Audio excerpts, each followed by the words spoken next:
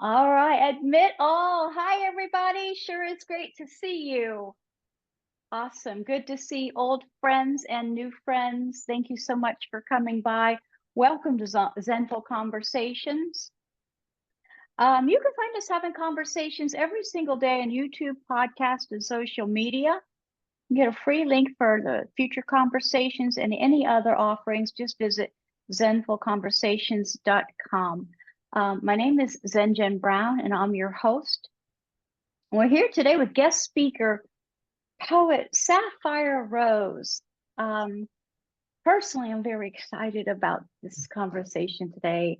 So I really do thank you very much for being here and being with us.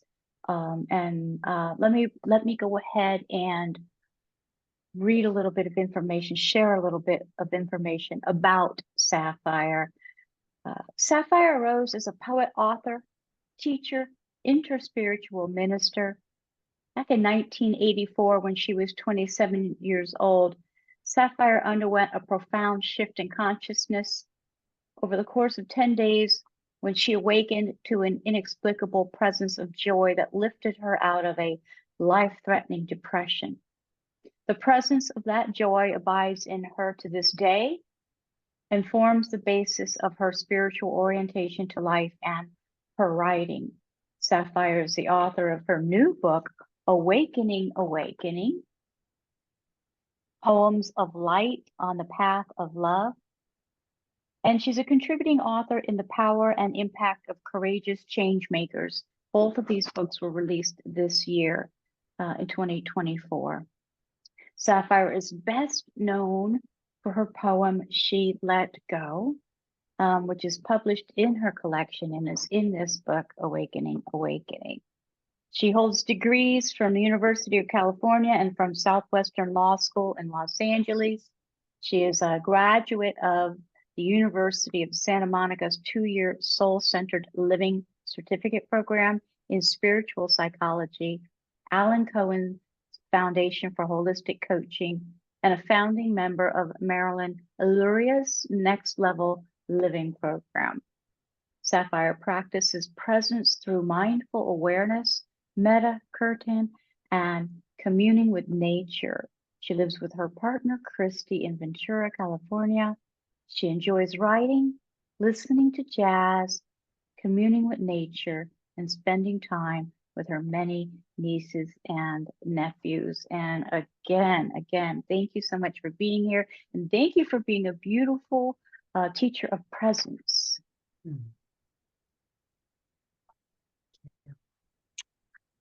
Boy, I'm going to tell you, my mind has been all over. I'm going to go right to your poem for a moment, She Let Go, only to get past it for a second, and then we can come back to it. It was so powerful to me, the poem, that it inspired me to create a complete workshop for women. And it was so impactful for everybody that I've shared the poem with I read it in yoga classes and different formats, and it's always so impactful. But I would like to start by, I heard you say why you wrote this book. I've in my learning about you, I came across a video. You were talking about why you wrote this book, and I heard you say something about stop hiding and shining our light, and I'm just wondering if you could talk for a minute about that. What Absolutely. prompted the book? Sure. Hi, everybody. So happy to be here today, and so honored to be invited by Zenjen. What a wonderful community you have here. Yeah, the poem She Let Go, many of you know, it's been all over the world.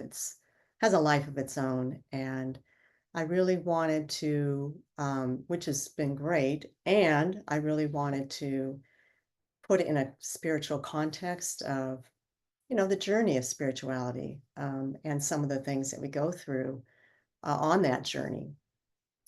One of the things I spoke about recently is that sometimes, you know, you let your fears about yourself or your judgments about yourself or your fears about the judgments of other people might have about yourself, you can let those just build up to such a degree that you're not even expressing yourself anymore.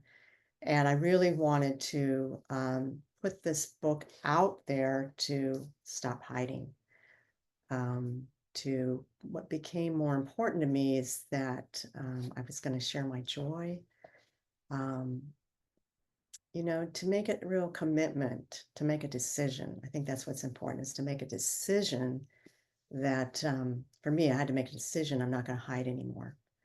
And it became more important to me to express my joy and to express more of my writing and to put She Let Go into a bigger context. So those are all many of the reasons why I wrote this book.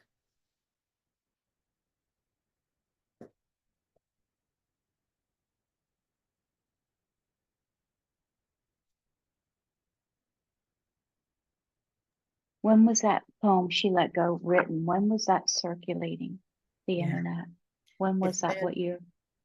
It's been about 20 years now. It's probably been out there. No kidding, really? It was out there just physically for a while. And then I published it in a small publication. That publication also had an electronic component, and so I think that's what caused it to go viral. I had nothing to do with it.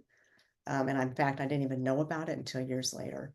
So people kept telling me, you know, Sapphire, your poem is out there. And so I'm like, oh, so this is my effort to catch up with my poem.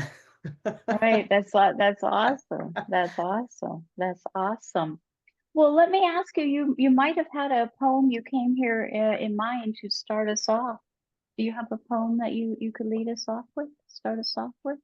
Happy to read any of the ones that are in here. One thing I've been doing is asking people to pick a number, and then I'll just read whatever number poem it is. That's something we can do, or I can All right, let's go with Kelly. Can you give us a number?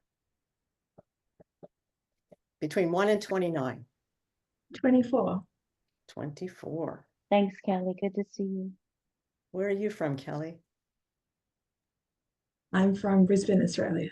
It's Oh, pretty early. The sun's just rising. uh-huh. Thank you Love for being here. Love your voice. Thank you. Okay. Oh, okay. This one's called Freedom of My Own Mind. And I just happened to turn right to it, so I guess we're supposed to read this today. Freedom of my own mind. What I want is freedom of my own mind. To think a thing and know a thing and trust the truth of that thing to such a degree that the negative chatter of my mind does not disturb, perturb, or unnerve me. What I want is freedom of my own mind, to say yes to what is certain and to be so convinced of the truth that my inner resolve dissolves all lesser thinking. What I want is freedom of my own mind, to sit in the chair of high thinking until I see what I know and know what I see and become unconcerned about the clanging cymbals of superficial living.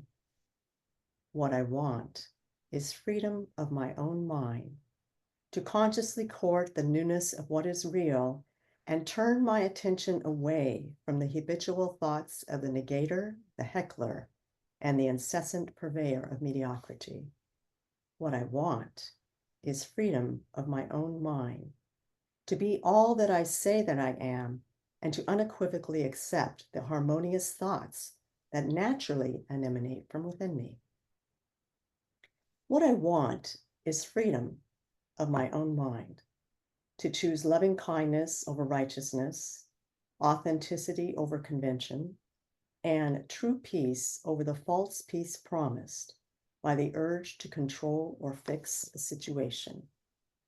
What I want is freedom of my own mind, to take dominion over my attention and become gratefully aware of the little things that accentuate the important. What I want is freedom of my own mind to realize the good and choose the good, so the generosity of my own heart is unimpeded by any limited thinking. What I want is freedom of my own mind. Mm. Thank you. Interestingly enough, I've been talking to several people about this the past couple weeks. We all kind of are wanting that, the monkey mind there. Let me ask if anybody has any questions there. Came here and would like to get out. Anybody have any questions on their mind right away? Comments? Not yet? All right, wonderful. Did Go that ahead. resonate with you, Kelly, since you picked that number?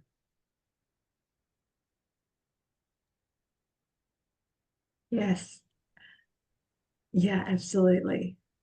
I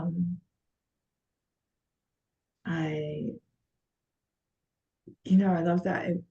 There would just be so much clarity, right? Just to have that clarity. Yeah, I thought it was beautiful and very resonant. Thank you. Actually, when I first got the book,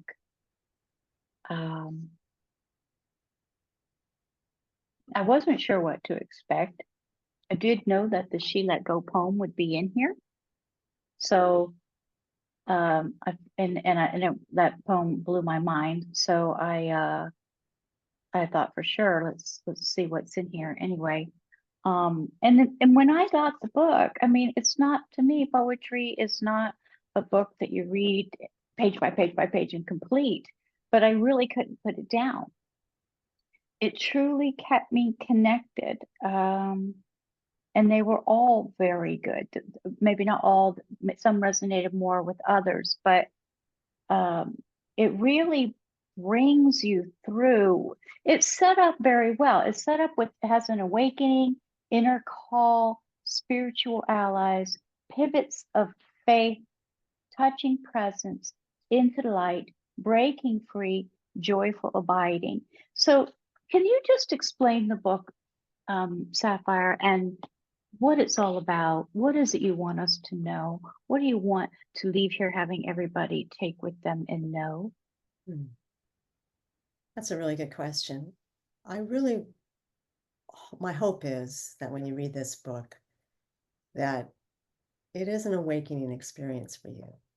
And also that it's an experience, but you can come to this book and feel like you're going to shift in consciousness.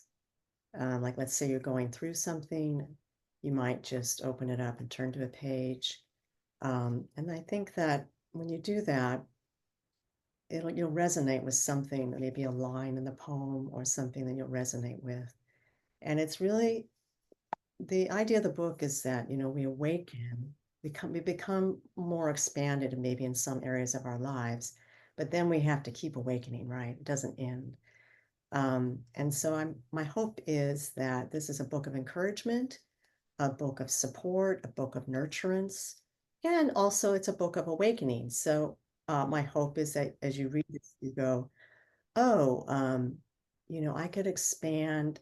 I can see maybe where I'm limited in this one area of my life, and maybe I can be more forgiving to so-and-so. Or a lot of it, I think, has to do with self-forgiveness. Maybe I can forgive myself. And I think also it serves as a support for people, anybody that might be grieving at this time, had a loss of a person in their life or a dream in their life. I really hope this inspires people to awaken and expand and continue to grow and have confidence in who they are. And it does take you, like Zen Jim is pointing out, it does take you through a journey by the subject matter. So, if you're feeling like all alone, you might go to the section on spiritual allies, and get a sense of, the support of the universe, how the universe actually does support you, or, you know, like Zenjin was saying, I am also a teacher of presence. So if you're feeling like disconnected from whatever word you use, spirit or nature, whatever the resonant word is for you, you might go to touching presence and see, maybe that section will take you to a deeper understanding of yourself. So I hope that answers your question, Sinjin. Let's read a poem from Touching Presence. Okie doke. Let me see here.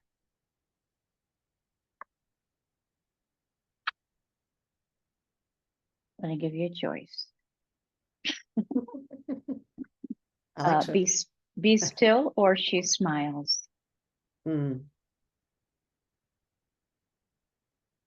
think She Smiles. Is that good? Yes. Please.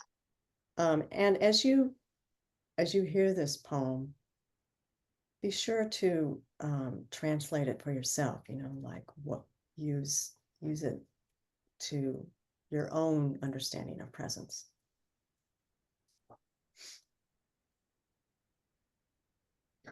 She smiles. She smiles within me, as me, all around me. An eternal smile that has no beginning and no end. Her smile lifts me up and tickles my joy into jubilation. She smiles, a knowing smile of compassion and understanding, and reminds me of my true purpose beyond what I do to pay the bills. She smiles, and her radiance reverberates within me, lighting up every cell of my body and orchestrating the movement of every muscle, fiber, and tissue. It's all in her capable hands. Her breath breathes me, and like a hollow bamboo flute, my body becomes an instrument of her divine song. She smiles, and I laugh for no reason. I am giddy with her goodness. In that moment, it is all worthwhile, the ups and downs of three-dimensional living, the daily grind, the watchful eye, the deepening of my willingness to surrender. She smiles, and my body is quickened.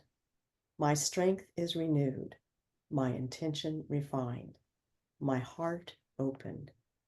She smiles a secret smile and keeps me guessing about my good. We joke and muse about the life I am living, such a wonder-filled life. She smiles, and I remember that I am here to dance and sing, glow and glide, and to watch my life with complete adoration. She smiles, and I feel my oneness with all of life, the yellow sunflower, the red rose, the blue sky, and the silvery moon. Every moment becomes an opportunity to give thanks. She smiles, and I am free, childlike, and new.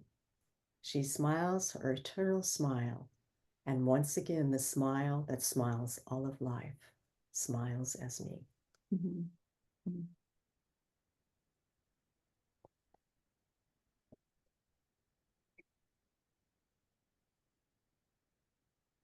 You need to take it in, you need to take a breath before just moving forward. There's so much there. Yeah, we could just take a breath right now together, huh?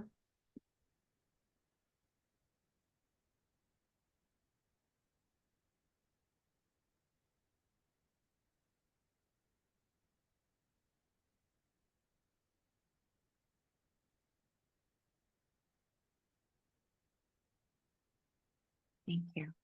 Thank you.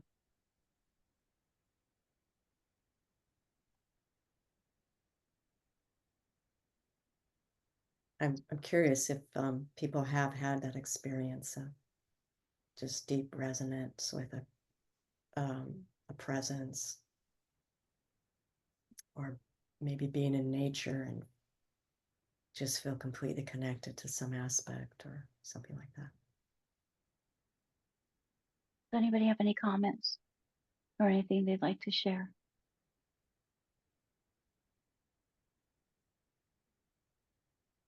Go ahead, Kelly. Feel free. Good chair. I noted it while you were reading, and I love that. I love that. She smiles, and you can feel the smile inside. The presence, and the word touching presence. It reminded me, but it also answered that the kind of question I had when I noticed earlier in the week. I went walking in the bush reserve near me, and it took a while of walking. And then I saw the wattle, this beautiful bright yellow, like pops of yellow flower that come out at this time of year. And it wasn't until I saw the wattle or got to the wattle that I felt it. And I noticed what you've given the word to, the presence. I noticed the presence that arrived then, but it took a while of walking to get there, to open up to that presence. And then from that presence, I felt like your poem, I felt like the smile. So that's an example. And I really like that word, because I didn't know if it was like, that I felt connected. I felt different at that point in the walk. That's interesting. That's a very good point about if it takes a bit, and that's the thing. I think a lot of challenge is the speed of our society and not giving patience to anything like that. And actually, Alistair put in the comments, interested in practices that support freedom of our own mind when dealing with some of the dark energies, etc., leadership in organizations. So I've heard this a little bit. People are having challenges dealing with life right now, with the amount of strong energies going on. So probably, I mean, I would like you to speak on that for a second if you could. And I think some of that time, though, takes time, takes a little bit of time. Yeah, I agree with what you're both saying, that the importance of slowing down can't be overemphasized.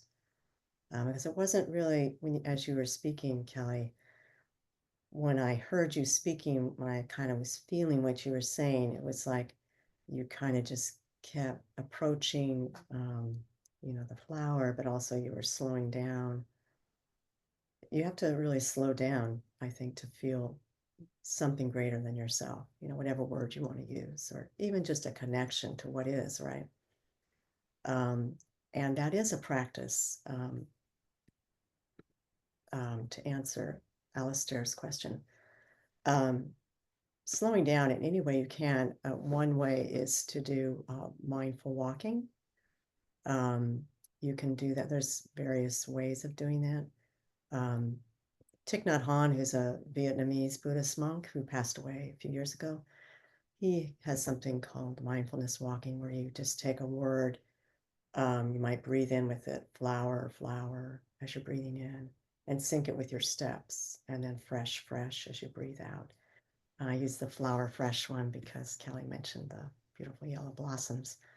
So that's one practice way you can slow down, and when you do those kind of practices, you are exercising your freedom of your own mind, because you're saying, well, this mental chatter that I'm having right now that may not be self-supporting, I'm going to shift it into noticing my feet as they touch the ground, or this word with my in-breath, flower, flower, fresh, fresh.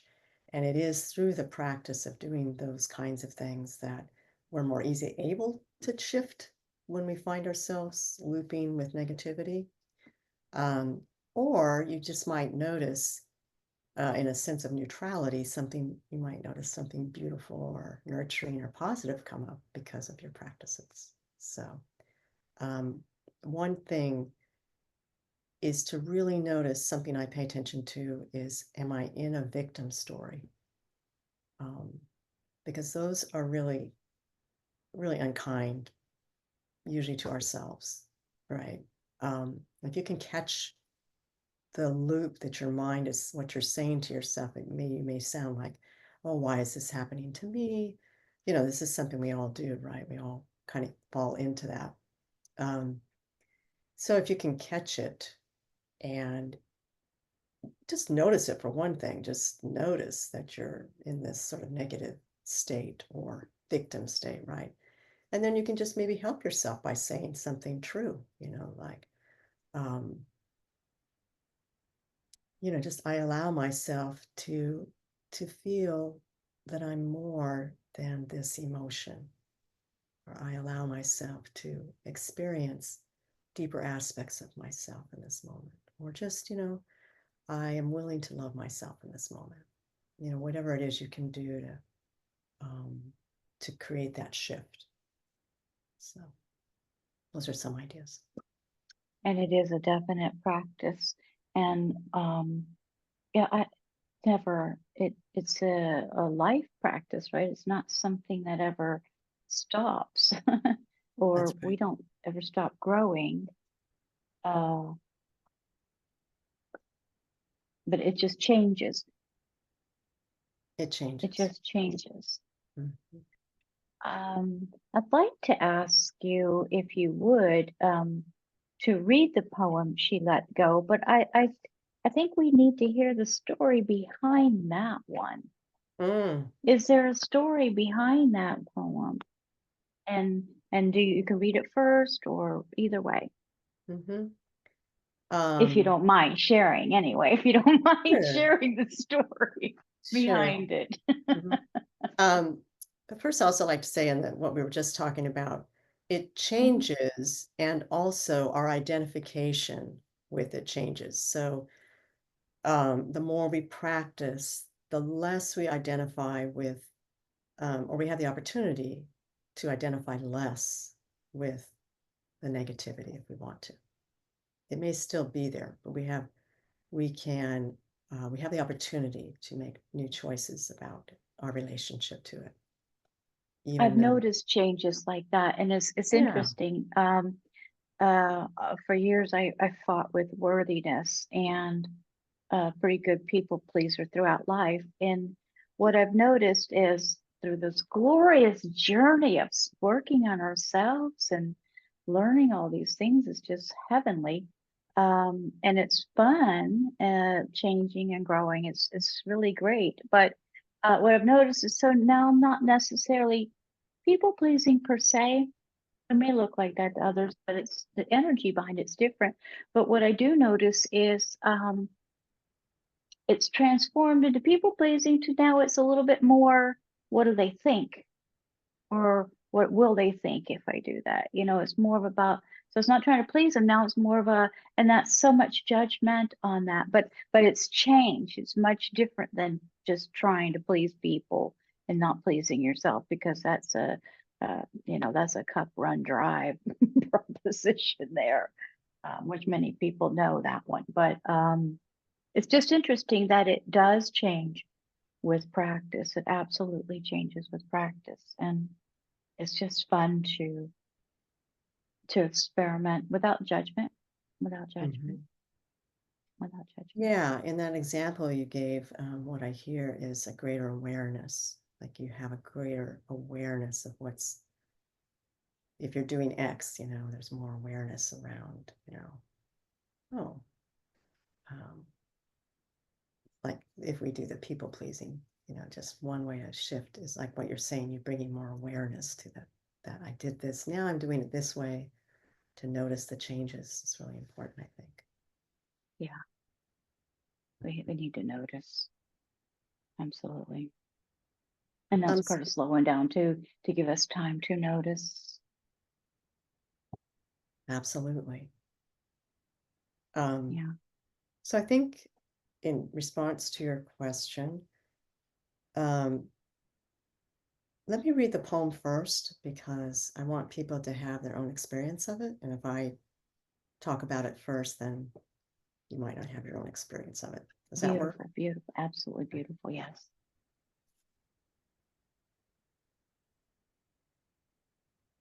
And as I'm reading it, feel free to make a note or maybe a word that you resonated with. She let go. She let go. Without a thought or a word, she let go. She let go of the fear. She let go of the judgments.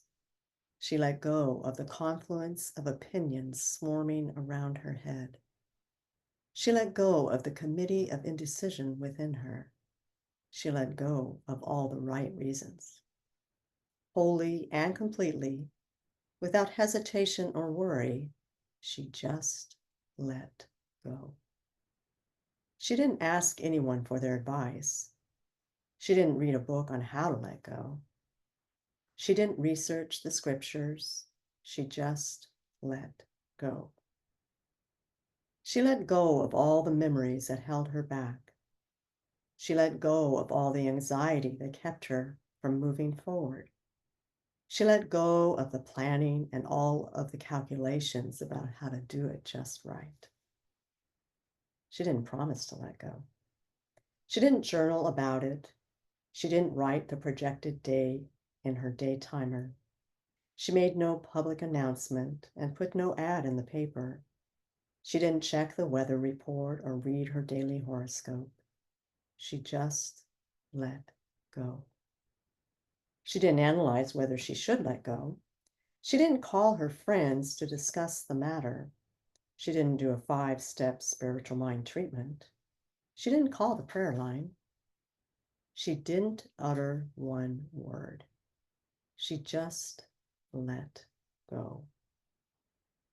No one was around when it happened. There was no applause or congratulations. No one thanked her or praised her. No one noticed a thing. Like a leaf falling from a tree, she just let go. There was no effort. There was no struggle. It wasn't good, and it wasn't bad. It was what it is, and it is just that. In the space of letting go, she let it all be. A small smile came over her face. A light breeze blew through her, and the sun and the moon shone forevermore. Mm, mm, mm. Is that anybody's first time hearing that poem here? So everybody's heard that before.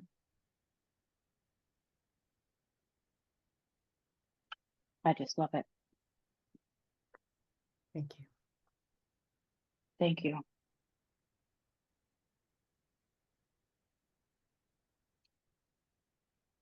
So you want to tell us a little bit about how that came to be? Sure. Is there a particular word that resonated with anybody, or?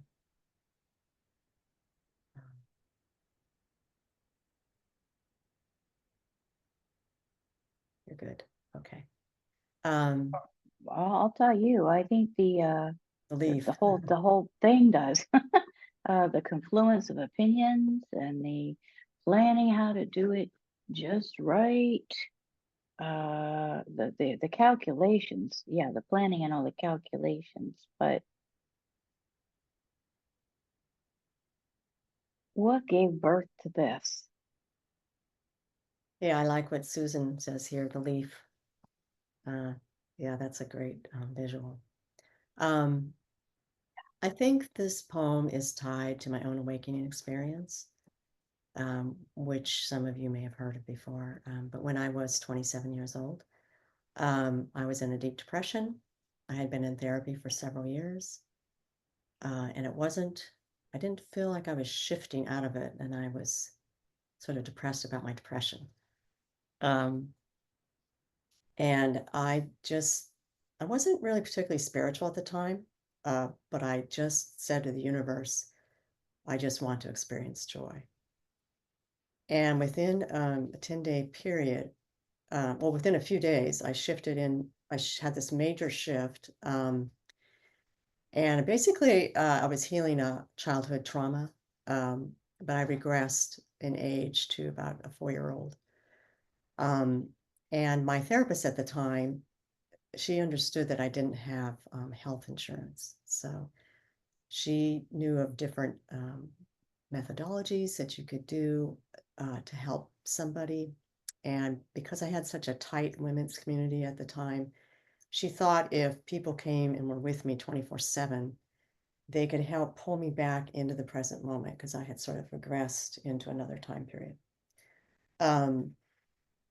So for 10 days, about 35 women gathered to be with me 24/7. And basically they would sort of see me go back a little bit, and they would just say, "Where are you right now?" And so it was like a 24, I call it like a 24/7, pretty much mindfulness boot camp, because they kept calling me back to the present moment, back to the present moment, back to the present moment. So what started out as something sort of scary, and nobody really knew why I was drifting back or what it was about or how long it would last. Some people were not willing to come visit me during that time. A lot of women did come visit me during that time. And what was beautiful about the experience was, well, obviously I let go, right? Because I had shifted into a different dimension. And I started to experience this joy that I had never known, which was in sync with what I had asked for, right? And what was beautiful about that time was that we were healing each other. So it looked like they had come to heal me, but actually, because I was in sort of an altered state, I was highly intuitive. And so I was able to reciprocate by healing aspects of their lives as well. So I believe the energetic of that poem is linked to that experience of that there was an aspect of me that that let go, and I became attuned and aware to a joy that I had not known before. And it took me a while to come up with a language for what I was feeling, and to really understand the experience. I had to integrate it into my life. So from a kind of heart perspective and an energetic perspective, I think that's the impetus behind the poem. And I think that's why it's so popular, is because you can actually feel the energetic of letting go in it. The actual writing of the poem came down in through me, and I didn't take a long time. It was more like something I heard inside of myself, and I wrote it down. Which is often how I write. I might hear the first line of a poem, and then I'm writing it, right? But I do remember as it was coming out, as it was coming through me, it just made me laugh. I just thought it was just filled with so much joy. And I really felt that, it was humorous in a certain kind of way, you know. So that's kind of my story around She Let It Go. is joyous to let go. It is That joyous to is let for go. sure. That is definitely for sure. Thank you for sharing that. Thank Sure. you for sharing all that. And that, to me, it just makes sense that that poem is actually, like you said, you're catching up to the energy to it. So it's just, Yeah. it makes sense. You touched on something I did want to ask though briefly. Your creative process. Mhm. What are these? They're all downloads, or do you sit and write every day, or what Mm. is your creative process? Yeah, I use a practice called writing practice, which is practiced by Natalie Goldberg, who wrote the book Writing Down the Bones. It's a pretty well-known book. But it is a process where you pick a topic, and you start with that. Like, if you might hear one, like I heard She Let Go, right? And I started writing. But you might hear a sentence. Sometimes some of the more popular prompts or topics she uses are, I remember, just, various various kinds of things you can use. And what you're trying to do in that process, and you time yourself. So let's say, okay, I'm going to do this for 15 minutes. I'm going to use this topic. Maybe I remember. And you just write for 15 minutes and you let yourself go wherever it goes. You don't judge yourself. You don't cross out. You don't stop. If you get stuck, you just go back to the original topic. I remember, and you just keep going. And so what might happen is you could just get a complete piece, right? You could write and you just love what you wrote, or you might find some aspect of that piece that you wrote in 15 minutes that has maybe more energy in it, and you could then take that part and then do the same thing. So it's a way of getting beyond what she calls, it's a way of getting to your first thoughts instead of all the layers you have. And when you write, you might notice, you have judgments come up, you have everything kind of come up, right? And this form of writing helps you get to first thoughts below all of that stuff. So that ultimately you're letting writing do writing is essentially what's happening there. Is that So your practice most of the time, or is most of yeah, them, I are do most that of them practice. downloads? That's my practice. So when I think most of my writing is more channeling, like I hear a first sentence and then I just go with it. But sometimes there's a piece that I might like parts of it, but I might have to work with it a little bit to get maybe to the essence of what it is I'm saying. So sometimes it comes out just, there it is, right? But other times I might like a sentence in it or a few sentences in it, and then I might create, again, I might do that same process. So you can do it to initially write, but you can also do it as an editing process. That same technique. You could start with a line and then try to edit maybe what you've written if you want to go deeper with it. So yeah, that's essentially my process. But usually I hear a first sentence, and so I'll go grab a piece of paper when I hear a first sentence. But I also have a practice of doing it regardless of whether I hear something or not. I also just do that practice. To write. She has a nice set of cards. One way you can approach it is you could buy her cards. I think the cards might be called Writing Down the Bones too. I'm not sure. And then you can just pull out a card that has a topic on it, and you can use that as your 20-minute, 15-minute, whatever. Right. Yeah, and it's not just for writers or poets or anything. I practice that myself a little bit. And I just love exploring what comes out. I believe it to be very healing. Absolutely. And I initially don't have any interest in writing anything, but then as you continue to go on, you're like, well, maybe, hey, this stuff isn't too bad. You start to really like what you're doing. What changes it from thoughts and reflections to a poem? Mhm. Or is it interpretation? Yeah, those are good questions.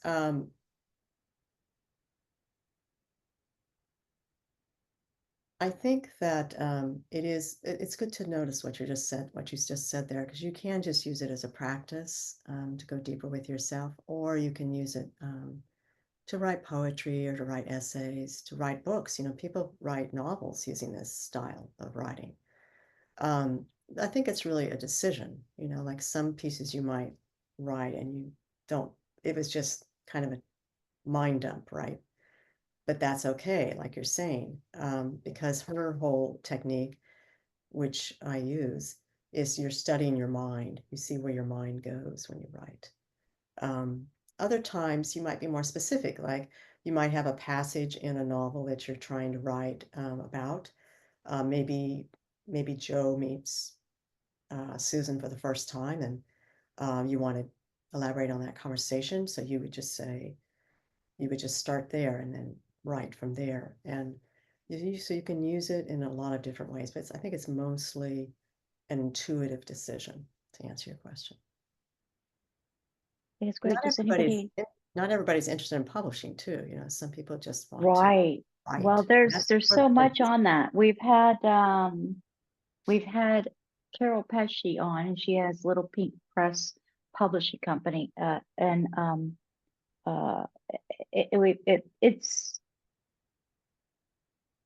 freeing, as I understand it, very freeing, but incredibly vulnerable. And there's a lot there, but I do find it very healing, and to do that, just writing practice is it's a lovely practice, and I've been enjoying. I'm new to that field, and I've been enjoying it, and really have fallen into the poetry, the people that I've been able to meet through the poets are beautiful people. Hmm. Thank you for that. Yeah. I think one thing when you spoke just now, writing helps you to become more intimate with yourself. And as you read these poems, you'll see that I'm being very intimate with my own self. And sometimes, I've made the choice to publish, but at the very least, it's a way of getting to know yourself better, which I think is really important, especially if you're on the spiritual journey in a conscious way and you want to understand yourself better, right? Yeah, into that. Does anybody have any questions or comments? Go ahead, Kim, please. I just wanted to say congratulations to you, Safire, because the poem, like Jen said, she's read it, several times, and every time I've heard it, it resonates differently, and it might apply to something differently, and it's quite a gold mine that you created there, that you captured so many different feelings all in one spot. And as somebody who, has written some poetry and attempts to write more, I just find that it's awe-inspiring. So congratulations, because it's beautiful. Thank you very much. I appreciate that. Agreed. Thank you, Kim, for that. Mm-hmm. Thank you. The poem, what's one of the things that's beautiful about it is it does have a life of its own. And I have the privilege of hearing from people how it's touched their lives, and it's humbling, right? But also I really appreciate people when they give me their feedback. So thank you for that. Yeah. I am going to ask you to read. Does anybody else have any comments first? Okay, let's see. Linda has a question here. Let's see.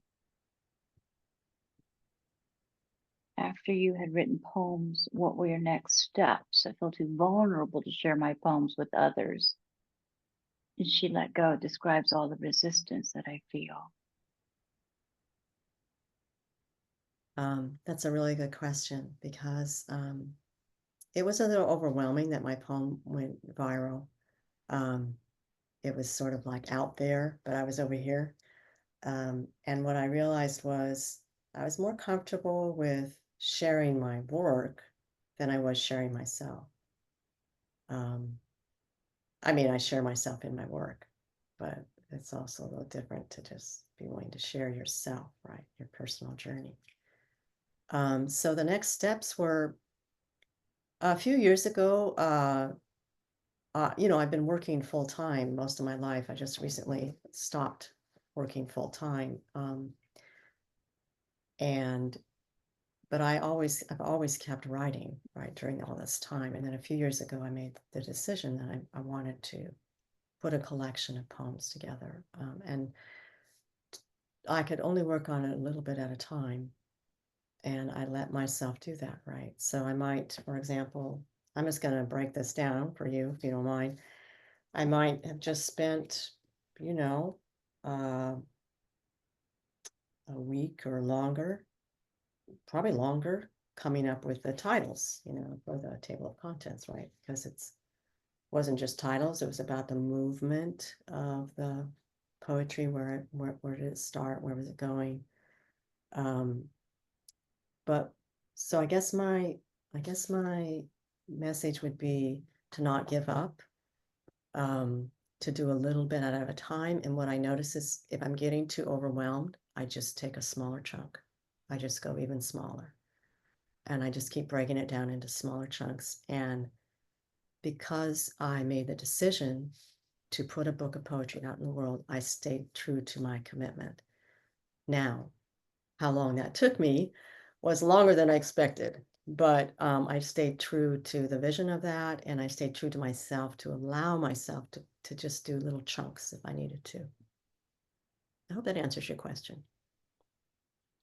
Yes, I'm a definite little chunk woman myself here. Little tiny- I look back and sometimes I get a little bit irritated with myself. Oh my God, look how long this has taken you. But I have to remember that, my gosh, no, you did it.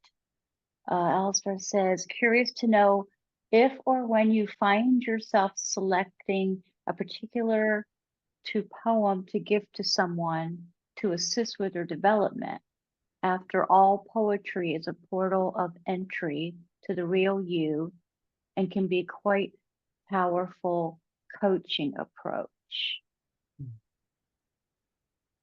And then another question is, how do you separate yourself from your work? Being able to share your work, but not yourself. I don't know that well, I can to a little bit of a degree, right? My poetry's out there and I can separate myself a little bit, but I realized what I was trying to say was I realized that I had to work on myself in order to, oh, beautiful, beautiful hawk just flew by. I'm going to take that as a good sign. I had to work on myself in order to allow myself to share myself when my book came out. So you can separate yourself a little bit. There's people who, might just choose to have their work in the world and not share themselves. But for me, I knew that wouldn't work for me, because I'm kind of a person of integrity. So for me, I would need to have it all available. So it was a little challenging for me because I'm a very private person, which seems silly when you read the book. You think, well, she's private. I mean, but so to answer your question, that's part of the answer there. So this question, you find yourself selecting a particular poem to give to someone to assist with their development after all poetries. That's an interesting question. I may not be answering it the way you had in mind, but there are poems in this book that I've written for other people, like they were the inspiration for this poem. Maybe some of the poems in here. They don't necessarily know that they were the inspiration for it. Sometimes I've shared my poetry to people when I feel like it has a message for them, so sometimes I think sometimes the poem comes through me because it is a message for someone. But yeah, I do agree that poetry is a portal of entry to the real you. Mm-hmm. The sharing of yourself there, I wanted to go back to for a second. Sure. The field of poetry is a lot more lax, and you can kind of play around with that without saying it's you and all this stuff. Yeah. The memoir, and even memoir is a little bit flexible, but much more challenging to me. Yeah. I explored in that, and it's like, whoa, I'm not ready to go there. And I certainly am not telling anybody this stuff. But the poetry you're really, to me, allowed to just totally explore a lot more. And also it's about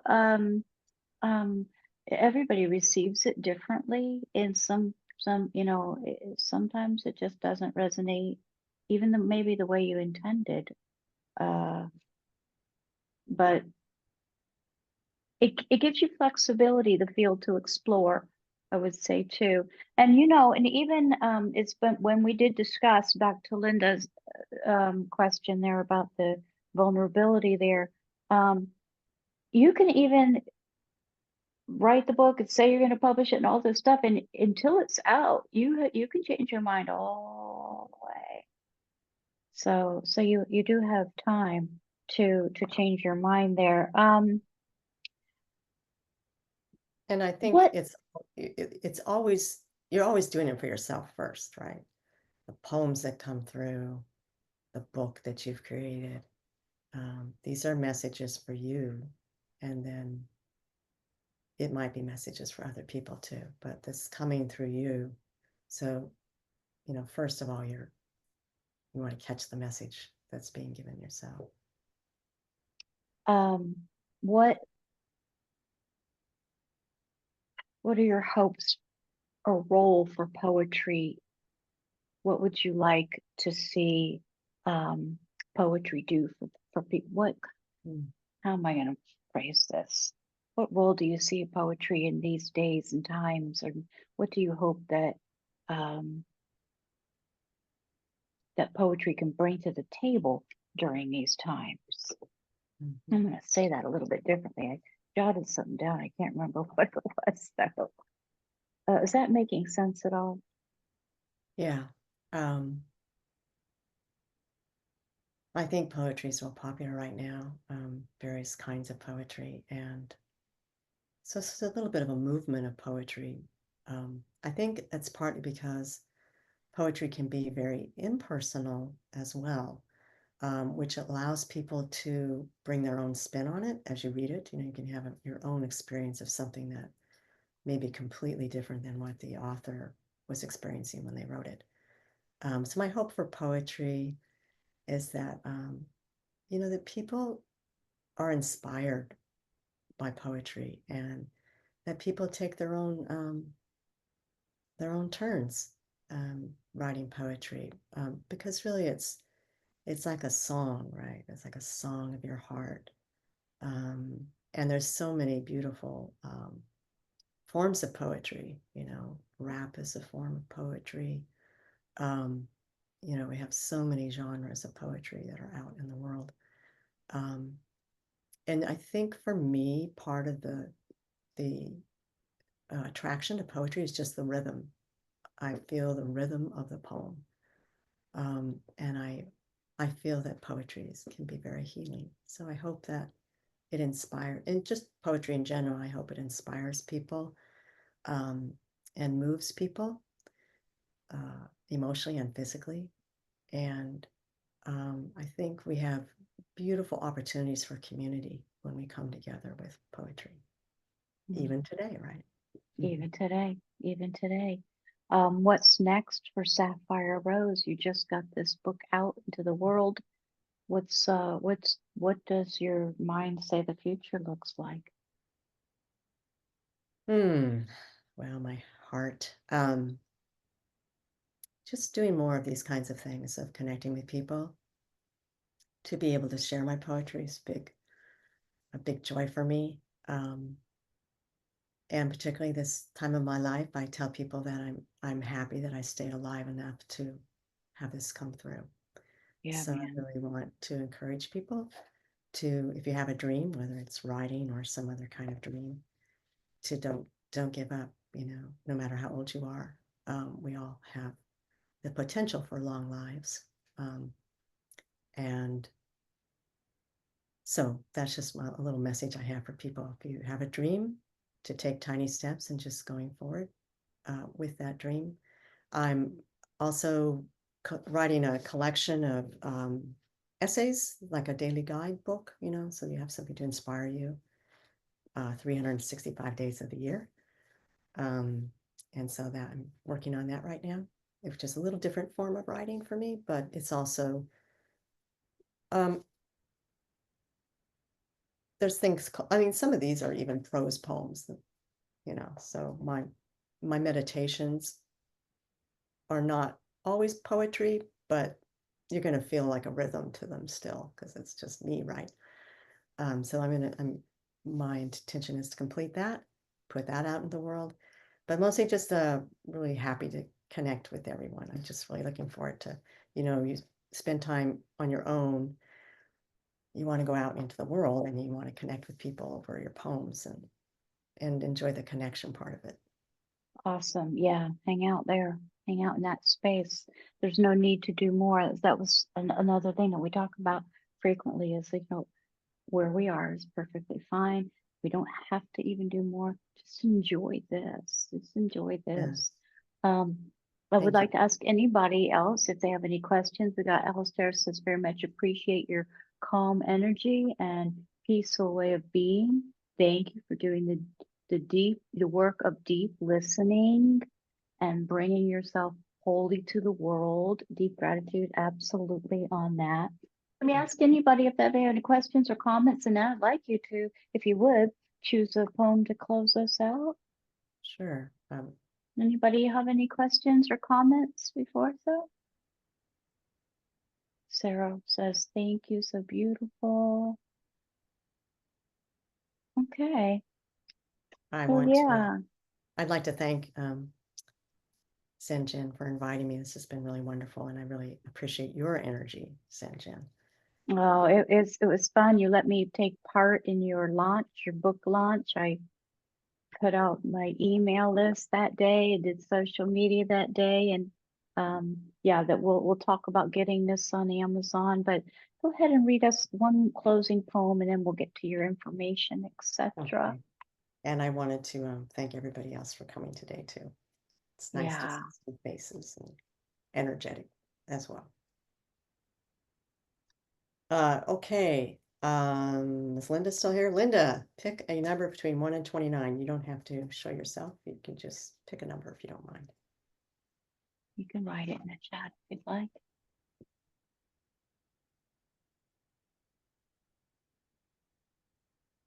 16. 16. Okay.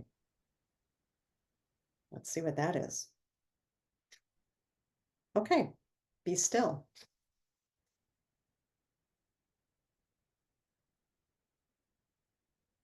Be still.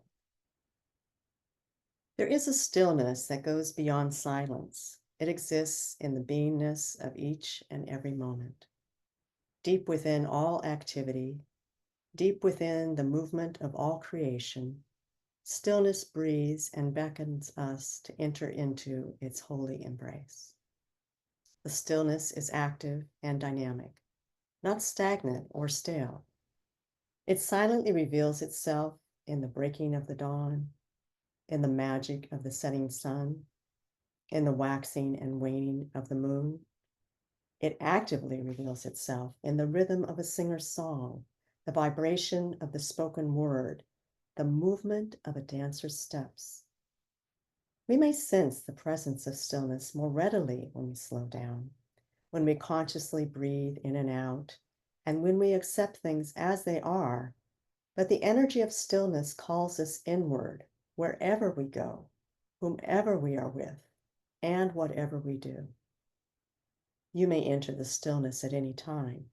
It is the rich soil of your own soul calling you into a greater expression. Immerse yourself in the stillness of this moment, open to its wide expanse. Feel the energy of effortless living. It is said, be still and know that I am within you. Perhaps the converse is also true. Touch the presence within you, and it will reveal its stilling power. When we consciously recognize the presence of spirit in every moment, we will experience it as a dynamic stillness at the heart of all of life.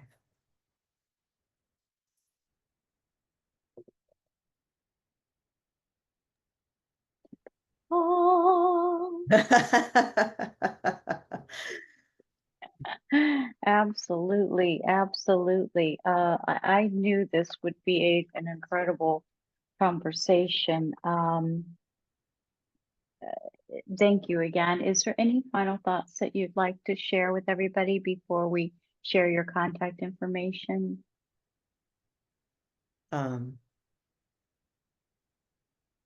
Yeah, just let your mind be free of the negative limitations. Beautiful. Couple comments for thank you. Loved your advice and encouragement. Wonderful. Thank you for sharing your talents. Beautiful. Thank you so much.